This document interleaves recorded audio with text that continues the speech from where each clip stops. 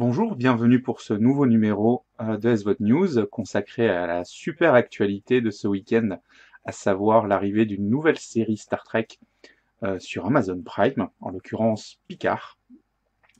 Alors, ça a débuté hier, on aura un épisode par semaine, donc voilà, un rythme qu'on finit par oublier avec le principe du binge-watching que Netflix a popularisé en France.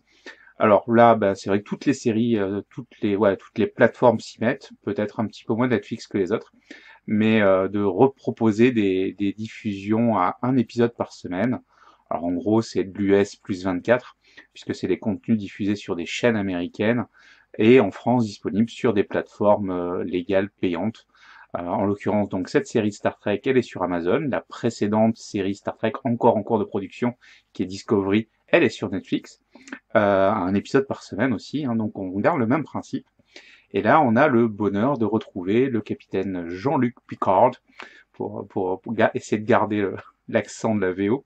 Alors j'avoue que je regarde en VO cette série-là, c'est pas forcément tout, je regarde pas tout en VO, mais je suis suffisamment habitué aux voix originales pour avoir envie de regarder en VO et garder mon habitude de confort d'écoute. Que dire de cette série très attendue? Alors, juste pour replacer les choses, alors je suis ce qu'on appelle un Trekkie ou un Trekker, c'est-à-dire un fan de la franchise Star Trek. J'ai découvert Star Trek dans les années 80, quand, alors je ne pourrais pas dire de bêtises, mais la cinquième est apparue en France et a diffusé la première génération, celle de Kirk et Spock, dans son intégralité.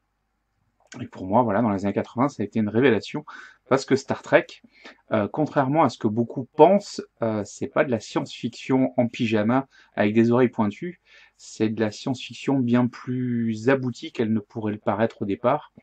En tout cas, la science-fiction qui me plaît, moi, c'est-à-dire celle qui se pose des questions sur notre avenir, sur notre humanité, sur nos origines. En tout cas, celle qui réfléchit sur l'homme à travers justement des métaphores, à travers voilà, très simplement les extraterrestres, c'est quelque part à l'origine peut-être plus des guerres de race, en tout cas une métaphore de guerre de race qu'on peut avoir sur Terre, les problèmes de compréhension entre espèces. On n'a pas les mêmes langues, on n'a pas la même culture, est-ce qu'on peut se comprendre? Voilà, donc c'est cette science-fiction-là qui m'intéresse, celle qui s'interroge sur l'homme à travers différents principes. Alors juste pour remettre dans le contexte la franchise Star Trek, années 60, 3 saisons, première série à se placer au niveau d'une union mondiale, puisque dans l'équipage on trouve aussi bien des Américains qu'un Japonais, qu'un Russe. En années 60, on est en pleine guerre froide, une noire officier sur le pont. Donc on a quand même quelque chose dans le multiethnique qui n'est pas que du faire-valoir, qui a du sens pour le coup, hein, une terre unie, donc bah, des nations unies à la plus grande échelle. On a le premier baiser interracial de la télé, puisqu'il y a un épisode où Kirk va embrasser euh, donc la responsable des opérations Uhura. Donc voilà, c'est quelque chose de marquant dès la première génération Star Trek, donc des années 60. Puis est arrivée dans les années 80 une nouvelle génération, The Next Generation, avec pour capitaine à bord de l'Enterprise le capitaine Jean-Luc Picard, donc comme son nom le dit, est un capitaine d'origine française et qui pendant 7 saisons va mener ce vaisseau à travers l'espace, à explorer, faire beaucoup de diplomatie et, euh, et rencontrer tout un tas de races particulièrement marquantes. Alors pour en citer deux principalement, on va avoir les Borg, qui sont une race euh, on va dire moitié biologique, moitié mécanique, en tout cas qui assimilent les gens qu'ils capturent pour en faire des Borg, donc des êtres à moitié cybernétiques, et qui font partie d'une ruche. C'est un personnage très intéressant, en tout cas quelque chose de très marquant et qui va être un ennemi récurrent de Picard, qui finira même par devenir Locutus à un moment donné. En tout cas, voilà, un ennemi vraiment très marquant et qui a marqué les générations, qui donnera lieu d'ailleurs au premier film pur de la nouvelle génération, qui sera Premier Contact, qui est probablement un des meilleurs films de la saga Star Trek, toute période confondue. Et puis aussi les Romuliens, donc qui sont un peuple guerrier de la planète Romulus, qui a une planète jumelle qui s'appelle Rémus. Voilà, hein. Rappelez-vous l'histoire de la naissance de Rome avec les jumeaux Romulus et Rémus. J'insiste un peu là-dessus puisque Picard va se placer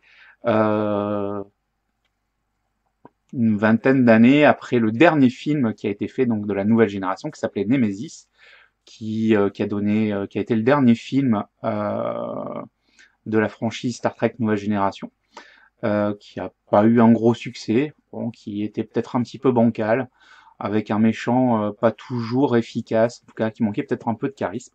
N'empêche que la série Picard se place 20 ans après, et que une fois que j'ai vu le premier épisode hier, première chose que j'ai faite hier soir, non, ce matin, donc le lendemain, c'est de revoir Nemesis, parce que clairement, il y a beaucoup de clins d'œil à ce film. Alors, c'est pas indispensable pour comprendre le premier épisode, mais en tout cas, ça nous remet dans le pourquoi Picard a une relation particulière avec les Romuliens, pourquoi donc il y a cette forme de respect, enfin voilà, ça nous rappelle pourquoi il y a ce lien-là.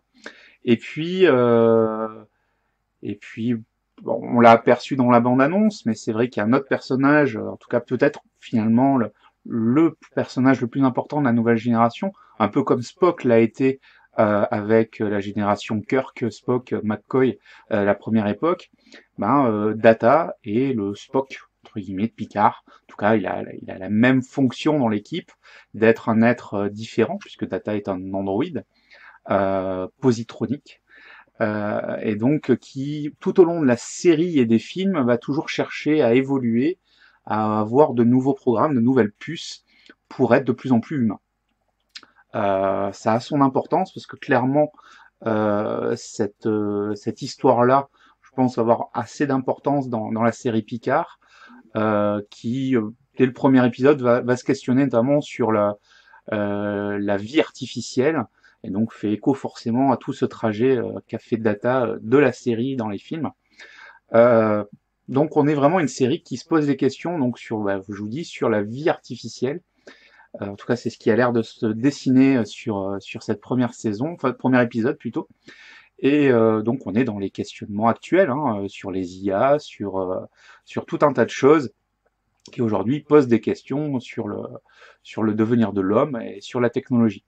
Alors une fois que j'ai dit ça, on a quand même une série qui... donc je le dis, si vous voulez avoir plus de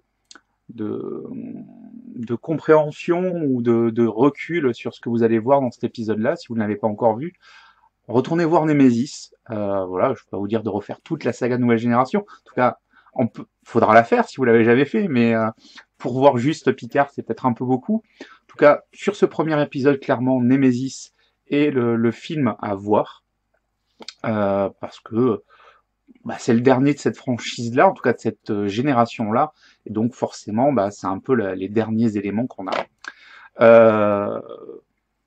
Ça enrichit considérablement, je pense quand même, la lecture de l'épisode. Il y a beaucoup de clins d'œil, et en même temps, ça reste tout à fait abordable. Et vraiment un scénario qui, sur ce premier épisode, moi, m'a beaucoup plu. Évidemment, on a plaisir à retrouver des personnages qu'on aime.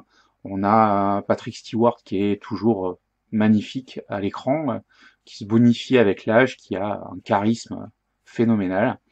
Alors bon, juste vous redonner un autre exemple de la lignée avec Nemesis.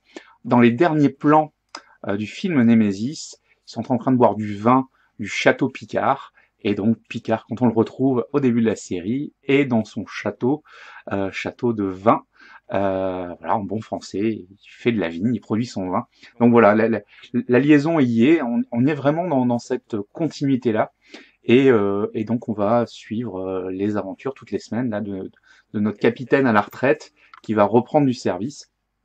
Et, euh, et on ne sait pas encore trop où on va, mais on a beaucoup d'éléments. En tout cas, je peux pas vous en dire plus, je peux pas vous gâcher l'épisode, mais c'était ouais pendant tout l'épisode, et puis même à la fin, c'est oh, bien sûr.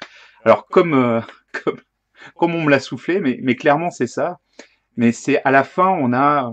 Alors, je pense que si on n'a pas de culture Star Trek, eh bien on fait ah, voilà, et on reste comme ça. Si on a une culture Star Trek, on fait bon sang, mais c'est bien sûr, c'est clairement la phrase moi qui m'est venue. On me l'avait soufflé avant, mais c'est vraiment celle qui s'impose à la fin de cet épisode marquant, plein d'informations, plein de rebondissements, avec de l'action. C'est peut-être ce qui montre que c'est une série moderne. On est loin, enfin on est loin. Non, on n'est pas dans les Star Trek à la Abrams. Moi que j'apprécie pas forcément, en tout cas où je trouve qu'il y a un peu trop d'action au détriment du fond. Là, on a gardé le fond, on a mis de l'action, pas dégueulasse, hein, du combat, du gunfight, du combat à main nue. Bon, on a de l'action, ça bouge. Alors c'est pas Picard évidemment qui nous fait du kung-fu, mais en tout cas ça a la pêche. Donc ma recommandation pour ce week-end, voilà, on est samedi, je vais publier la vidéo, euh, je vais publier le podcast si possible dans la foulée. Clairement, voilà, votre série pour dimanche, si vous avez Amazon Prime, c'est d'aller découvrir Picard. Si vous n'avez pas Amazon Prime, ben, prenez-le. Pour rappel, il y a un mois gratuit où c'est compris dedans. Et puis voilà. Puis de toute façon, les séries c'est bien, les regarder c'est bien, et aider à les produire c'est encore mieux. Regarder des séries sans rien payer, sans donner aucune contrepartie, ça s'appelle du vol. Et donc, je le dis très clairement, regarder sans payer, c'est tuer la production. Après, vous faites ce que vous voulez avec votre conscience, mais il est normal qu'il y ait une contrepartie à un travail. Personnellement, moi, je travaille pas pour rien, et je pense que vous non plus. Sur ces mots, bonne continuation, et puis à très bientôt.